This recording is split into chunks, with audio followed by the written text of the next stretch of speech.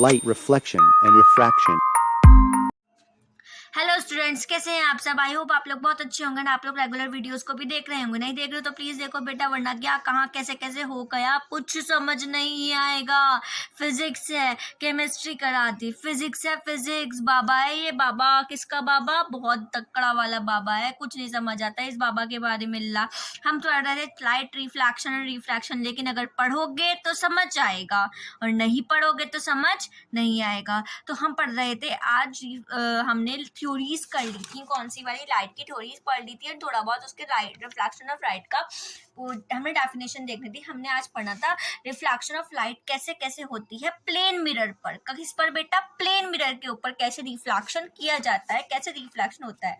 तो आपको ये तो पता ही है प्लेन मिरर कैसा होता है, इतना तो आपको ध्यान होगा ही। कैसा होता है? ये रहा प्लेन मिरर। प्लेन मिरर की फर्स्ट जो फ्रंट साइड होती है, मतलब कि जो फ्रंट साइड होती है वो प्लेन होती है, लेकिन जो बैक साइड होती है उसमें थोड़ा ऊपर खापड़ सा होता है। That is the back side. ये एक प्लेन मिरर है, ठीक है। इसकी हम कुछ टर्मिनोलॉजीज देखेंगे। टर्मिनोलॉजी इन द सेंस इसके अंदर क्या क्या चीजें होती हैं, क्योंकि देखो बेटा, अगर कोई इंसान होता है तो इंसान के अंदर भी तो उसकी आंखें होती हैं। क्या देख सकती हैं, क्या सुन सकती हैं, ये देखना पड़ेगा ना। कैसा वो बिहेव करेगा, क्या नेचर होता है उसका, क्या वो कहीं से जा क्या काम कर सकता है, उसका नेचर कैसा है। मेन चीज तो ये आती है ना, तो ये भी तो देखना पड़ता है। तो बेटा ये तो प्लेन मिरर है। प्लेन मिरर के अंदर भी कुछ ना कुछ ऐसा केस होता है। क्या केस होता है हम वो देख लेते हैं। हर एक चीज को आपको डिटेल्ड में सबको क्या कर कर बताएंगे, है ना। मैं कौन सी चीज किसके साथ को मैच हो रही है हम ये बताएंगे। तो पहली टर्मिनोलॉजीज है इसकी, क्या खुल गया ये? अरे सॉरी, अरे अरे अरे अरे बेटा यहीं पे शांत हो जा। तो पहली क्या टर्मिनोलॉजी है बेटा? इसका इंसिडेंट रे। क्या टर्मिनोलॉजी है? पहली फर्स्ट टर्मिनोलॉजी है इसकी इंसिडेंट रे। इंसिडेंट रे क्या होती है अब बेटा? आप सोचोगे इंसिडेंट रे क्या होती है, तो इंसिडेंट रे वो होती है जब कोई भी रे, दैट इज अ मिरर, जब कोई भी रे इस मिरर पे आके टकराएगी तो that ray is called as the incident ray. उसको इंसिडेंट रे कहा जाएगा। और वो नेक्स्ट आता है सेकंड बेटा। सेकंड चीज क्या है? इंसिडेंस। दूसरी क्या है? इंसिडेंस। वो पॉइंट जिस पॉइंट पर आकर इंसिडेंट रे मिरर के ऊपर टकरा रहा है उस पॉइंट को क्या कहा जाएगा? इंसिडेंस। अब ये क्या है? घर की वॉल। समझ लो क्या है? घर की वॉल। इस घर की वॉल पे वो बच्चा आके टकराता है, उसको बाहर जाना है। कहाँ टकराएगा? गेट पर। तो गेट क्या हो जाएगा? Incidence, point of incidence. और वो जो जहाँ से जिस जगह से आकर वो उस गेट पर टकराएगा वो क्या हो जाएगी? एक रे लाइन से खींचेगी, सीधी लाइन सी, टेढ़ी मेढ़ी भी हो सकती है, लेकिन हम तो सीधी बोलेंगे क्योंकि इंसिडेंट रे हमेशा सीधी होती है। इंसिडेंट रे सीधी होती है इस वजह से। तो that line it is called as the incident ray. क्या कहलाएगी बेटा? Incident ray. तीसरा, फर्स्ट हो गया इंसिडेंट रे, सेकंड हो गया इंसिडेंस। अब कुछ ना कुछ एंगल भी बनाएगा वो लड़का जो भी आकर दीवार से टकराएगा। तो वो एंगल जब बनाएगा तो कौन सी रे है ये? इंसिडेंस रे। तो इंसिडेंस रे का क्या एंगल हो जाएगा? Angle of incidence. क्या हो जाएगा बेटा? Angle of incidence. किसे नोट करते हैं? एंगल आई से। एंगल बिटवीन द रे angle between the ray of incidence and the normal के बीच में और इसके बीच में जो एंगल बनेगा इस जगह पर, वो कौन सा एंगल होगा बेटा? कौन सा एंगल होगा? Angle of incidence. कौन सा होगा? एंगल ऑफ, ये नॉर्मल खींच दिया, एंगल ऑफ इंसिडेंस। क्लियर? उसके बाद नॉर्मल क्या होता है? मिरर की जो सरफेस है उसको क्या बोलता है? क्या बोला जाता है बेटा? नॉर्मल। ठीक है, मिरर की जो सरफेस होती है वो पूरी सरफेस, और जिस पॉइंट पर आकर वो टकराए उस पॉइंट से हम एक लाइन खींच देंगे, that is called as the normal. क्या बोलेंगे हम उसको? नॉर्मल। ठीक। उसके बाद आती है दूसरी। अब वो अगर पापा की उसको डांट पड़ गई तो ये जो बच्चा आया जहाँ से वापसी हो जाएगा, उसी पॉइंट से दूसरे पॉइंट पर अपने कमरे में, ये आया था पापा के कमरे से, ये पहुंच जाएगा अपने कमरे पे। तो जिस पॉइंट से वो वापसी होगा उस पॉइंट से जो एंगल बनेगा या फिर जो जिस स्ट्रेट लाइन से वो भागेगा उसको हम बोलेंगे रिफ्लैक्टेड रे। क्या बोलेगा? रिफ्लैक्टेड रे वो रे जो मिरर से उस दीवार से वापस भेज रही है, जो आई थी उसी दीवार से वापस भेज रही है, that is called as the reflected ray. और जब नॉर्मल और इसके बीच में वो जो एंगल बनाते हुए जाएगा वो लड़का, उसको बोला जाएगा reflection, angle of reflection, angle of reflection. Clear हुआ, समझ आया क्या क्या है? दैट, ये तो क्या है, मिरर। क्या है? मिरर। मिरर की सरफेस, मिरर की सरफेस, ये फ्रंट सरफेस, ये बैक सरफेस, ये बैक सरफेस है एंड ये फ्रंट सरफेस है। जिस पॉइंट से कोई भी रे आकर इस मिरर के लाइन पर अटैक करेगा, दैट इज द इंसिडेंस रे। कौन सी रे है? इंसिडेंस रे। ठीक है, जिस पॉइंट पर आकर अटैक करेगा वहां से एक नॉर्मल लाइन खिंच जाएगी, एक नॉर्मल लाइन हम खींच लेंगे, दैट इज द नॉर्मल। मतलब कि वो बीच में अटैक हो रहा है, अटैक होकर इस वजह say that is the normal. इस नॉर्मल से जो एंगल बनेगा इंसिडेंट रे एंड नॉर्मल के बीच से बोला जाएगा एंगल ऑफ इंसिडेंस। क्या बोला? Angle of incidence. जिस पॉइंट पे एंगल इंसिडेंस आया उसी पॉइंट से जब वो रिफ्लेक्ट बैक हो जाता है, that it is called as the reflected ray. और जो नॉर्मल और रिफ्लेक्टेड रे के बीच में जो एंगल बनाएगा उसे कहा जाएगा एंगल ऑफ रिफ्लेक्शन। क्या कहा जाएगा? Angle of reflection. समझ आया? कोई प्रॉब्लम हुई? नहीं हुई तो अच्छे से पढ़ो, उस चीज को समझो। ओके, ये तो आपको समझ आ गया। प्लेन मिरर को पढ़ने से पहले, प्लेन मिरर हमने टर्मिनोलॉजीज देख लिए हैं, इसकी मिरर इमेजेस फॉर्मेशन से पहले हम लोगों को लॉज पढ़ने पड़ेंगे, वरना बिल्कुल समझ नहीं आएगा कि ये जो एंगल कैसे कैसे इक्वल हो सकते हैं या क्या सीन चलता है इनका। अगर ये समझ नहीं आएगा तो हम इसके प्लेन मिरर के केसेस नहीं पढ़ पाएंगे। तो सबसे पहले हम रिफ्लेक्शन के क्या देख लेते हैं, लॉज देख लेते हैं। बेटा क्या देख लेते हैं? Laws of reflection. क्या लॉ था और क्यों था? ये दो लॉ यूनिवर्सली फॉलो किए जाते हैं। ये दो लॉज हैं रिफ्लेक्शन के, यूनिवर्सली फॉलो किए जाते हैं। किसके ऊपर? Phenomenon of reflection of light. किसके ऊपर है? रिफ्लेक्शन ऑफ लाइट के फिनोमिनन के ऊपर। वो क्या है? पहला लॉ। पहला लॉ ये कहता है, क्या कहता है? कि इंसिडेंट रे, जो इंसिडेंट रे थी, इंसिडेंट रे, रिफ्लेक्टेड रे, रिफ्रैक्टेड नहीं, reflected.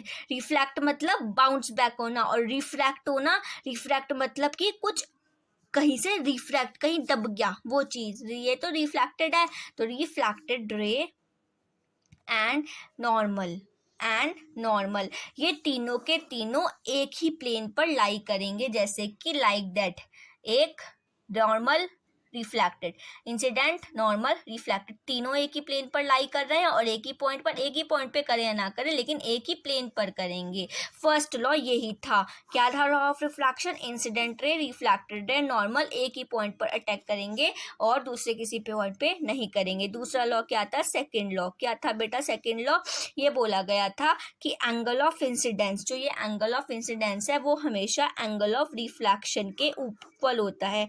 Angle of incidence is equal to angle of reflection, angle of reflection, दोनों एंगल आपस में इक्वल रहते हैं। इसमें एक नोट की बात है, वो क्या है कि अगर if a ray light falls on the surface of plane mirror, it gets reflected back along the surface of plane mirror along the same path, उसी पाथ से वापस चली जाती हैं। क्यों?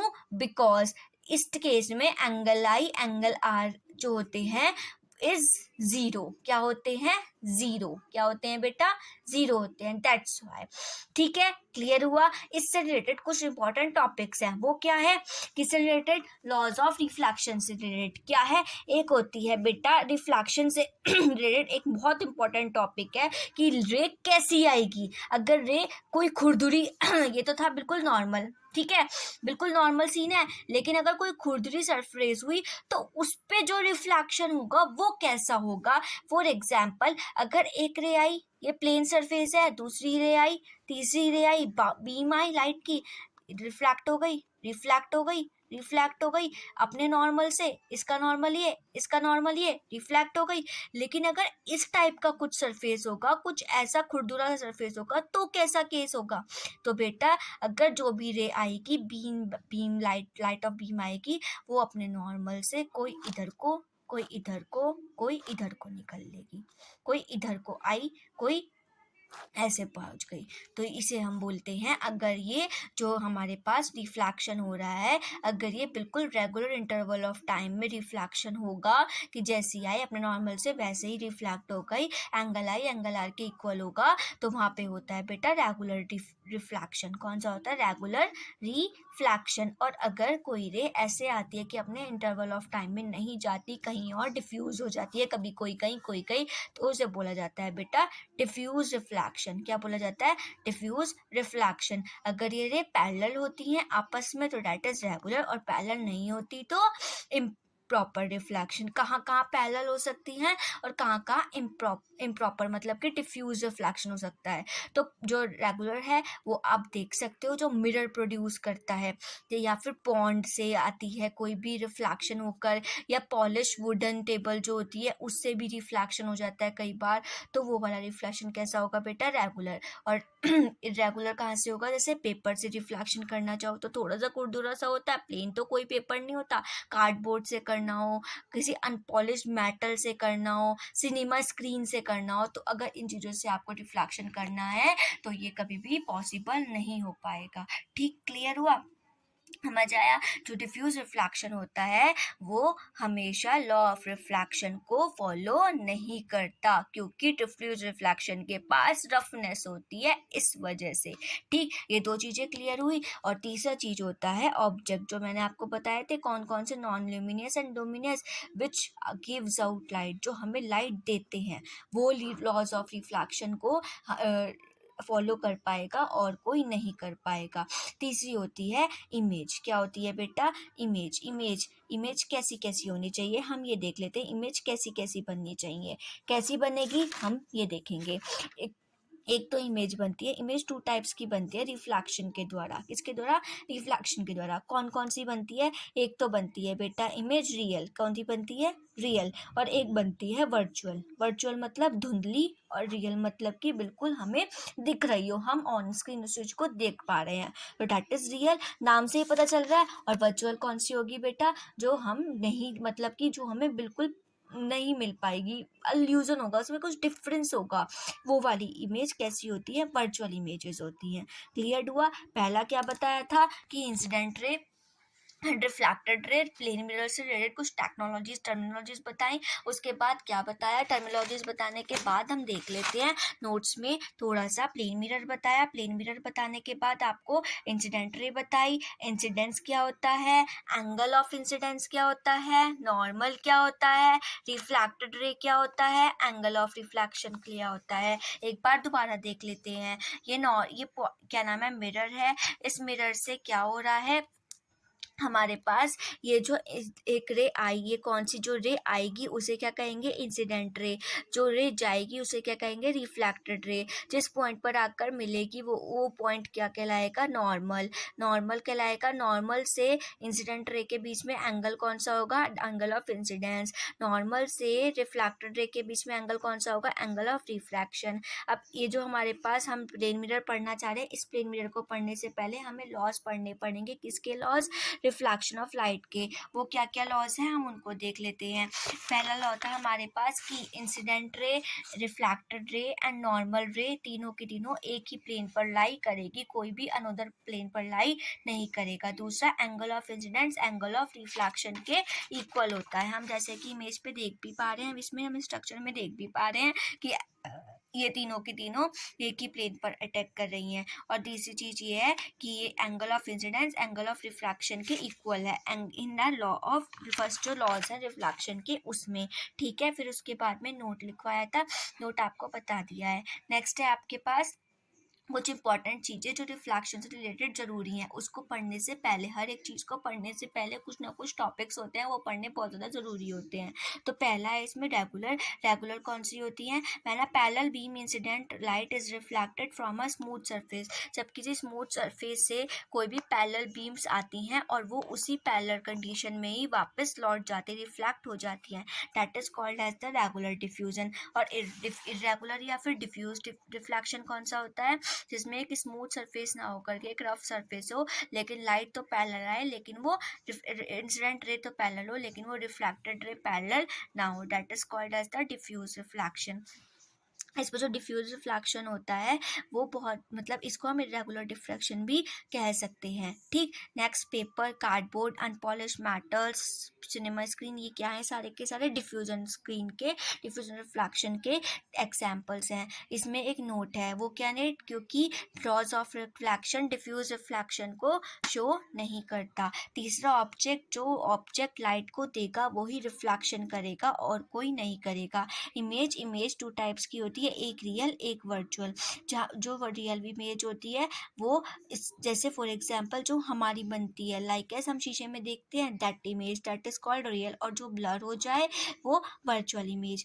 कैसे बनेगी, जब कोई भी किसी भी पॉइंट पर आकर angle of incident ray and reflected ray आकर मिलती हैं, उस पॉइंट पर एक इमेज बनती, एक चीज़ बनती है, उसको हम बोलते हैं इमेज। क्या बोलते हैं, इमेज। रियल बनती है एंड वर्चुअल। वर्चुअल कौन सी होती है, जो ब्लर हो, और रियल कौन सी होती है, जो बिल्कुल हमें दिख रही हो, हमारी हो। हम कल पढ़ेंगे formation of images in the plane mirror, plane mirror में कैसे कैसे इमेजेस बन सकती हैं। तो कल के लिए रेडी रहना गाइस, कल मिलते हैं एक बहुत अच्छी वीडियो के साथ। कल मैं आपको सारे केसेस इसके एक्सप्लेन करके बहुत अच्छे से बताऊंगी। ओके, बाय बाय, पढ़ते रहो, खुश रहो, समझ आए तो please like share and subscribe ज़रूर करना। बाय बाय गाइस, पढ़ते रहो, good night, happy to all.